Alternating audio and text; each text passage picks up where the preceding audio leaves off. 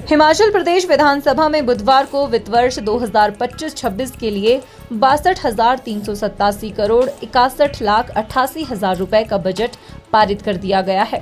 सदन में हिमाचल प्रदेश विनियोग विधेयक 2025 ध्वनिमत से पारित कर दिया गया।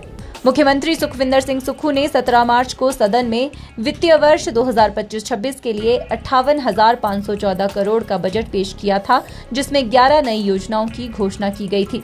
बजट में करीब 4,000 करोड़ रुपए की बढ़ोतरी की गई है। बजट पारित होने के बाद मुख्यमंत्री सुखविंदर सिंह सुक्खू ने कहा कि बजट में सरकार ने ग्रामीण अर्थव्यवस्था, कृषि और सामाजिक सुरक्षा को प्राथमिकता दी है। गरीब किसान, बागवान के हाथ में पैसा पहुंचे, इसके लिए बजट में कई योजनाओं का प्रावधान किया गया है।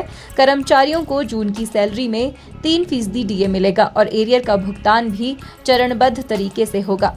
तीसरा बजट जो है वो ग्रामीण अर्थव्यवस्था को मजबूत करने के लिए प्रस्तुत किया गया। किसान के हाथ में सीधा पैसा कैसे पहुंचे, किसान की आय में बढ़ोतरी कैसे हो, बागवान के हाथ में सीधा पैसा कैसे पहुंचे, बागवान की आय में बढ़ोतरी कैसे हो, इस दृष्टि से हिमाचल प्रदेश की संपदा से एक भाग इस ग्रामीण अर्थव्यवस्था पर खर्च कर किया गया। उन व्यापारियों का जो छोटे दुकानदार हैं, परचून विक्रेता है, चाय वाले हैं, सब्जी विक्रेता है, जो बाहर लगाते हैं, इस बजट के माध्यम से उनको जो ब्याज लगता है और जिनकी 3 लाख से कम आय है, 3 लाख रुपए तक का लोन ले रखा है, आय नहीं 3 लाख का लोन ले रखा है, उनके ब्याज के को सरकार अपने खजाने से धन देकर कम करने की कोशिश करेगी। चौथा, जो विधवा बहनें, उनके सारी बच्चों की पढ़ाई का खर्चा हिमाचल प्रदेश की सरकार उठाएगी। इस बजट में वो भी प्रावधान किया गया। और जितना भी बजट है वो आम आदमी से जुड़ा है, सभी वर्गों का ख्याल रखा गया है। प्रदेश की अर्थव्यवस्था में हमारे फैसलों का असर दिखना शुरू हुआ है और मुझे खुशी है कि हमारी अर्थव्यवस्था में सुधार आ रहा है और हमारे लोगों के पास सीधा पैसा जा रहा है।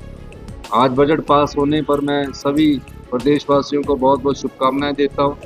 सरकारी कर्मचारियों का जो डीए है वो 1 जून से उनको मिल जाएगा। 15 मई के बाद किसी भी समय उनको डीए मिल सकता है, क्योंकि अप्रैल के महीने में हम अपनी ट्रेजरी को ठीक कर रहे हैं। और जो 70 साल से 75 साल का इस वित्तीय वर्ष में हम पूरा एरियर दे देंगे। उसके अलावा जो और कर्मचारी हैं उनका भी थोड़ा थोड़ा एरियर हम इस वित्तीय वर्ष में उन्हें देंगे। ये सभी लोगों से संबंधित का बजट है।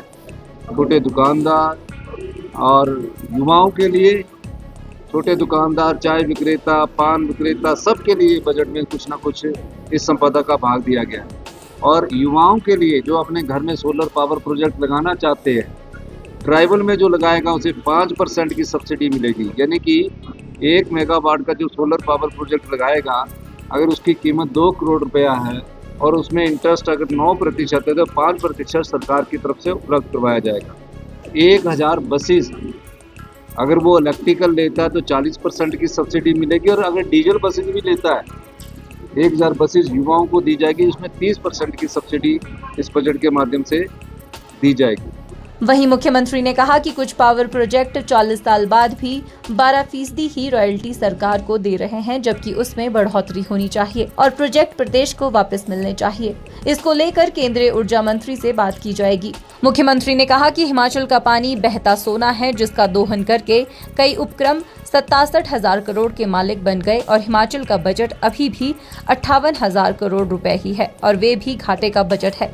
ऐसे में हिमाचल के अधिकारों को लेकर लड़ाई लड़नी होगी और सरकार विपक्ष के नेतृत्व में भी दिल्ली केंद्र सरकार से बातचीत करने के लिए तैयार है। की तो हमारे हाथ में जो चल रहा है, लेकिन जो हिमाचल के अधिकार हैं, जो हिमाचल के अधिकारों पर कुंडली बैठ के जो बड़े बड़े लोग उपक्रम बैठे हैं, उनको हिमाचल के लोगों के हित की बात सुननी चाहिए।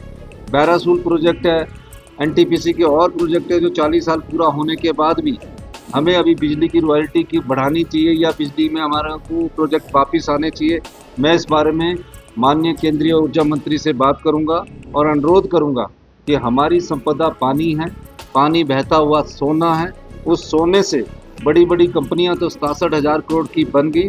हिमाचल प्रदेश का बजट जो 58,000 करोड़ है, जिसमें भी अभी 5-6 हज़ार करोड़ का होल है उस बजट में, तो उसके आधार पर भी आप हमारी जो संपदा पानी के रूप में है उसमें हमें हमारा अधिकार दीजिए। इसके बारे में मैं आने वाले समय में केंद्रीय नेतृत्व से बात करूंगा। और मैं बीजेपी के नेताओं से भी चाहूँगा कि जिन प्रोजेक्टों की उम्र 40 साल है और दिल्ली में केंद्र की सरकार है उसमें हमारे साथ मिलकर आगे उनके नेतृत्व में भी जाना पड़े बीजेपी के, तो मैं उसमें भी चलने के लिए तैयार हूँ। हिमाचल के अधिकारों के लिए मैं उनके नेतृत्व में भी चलने के लिए तैयार हूँ।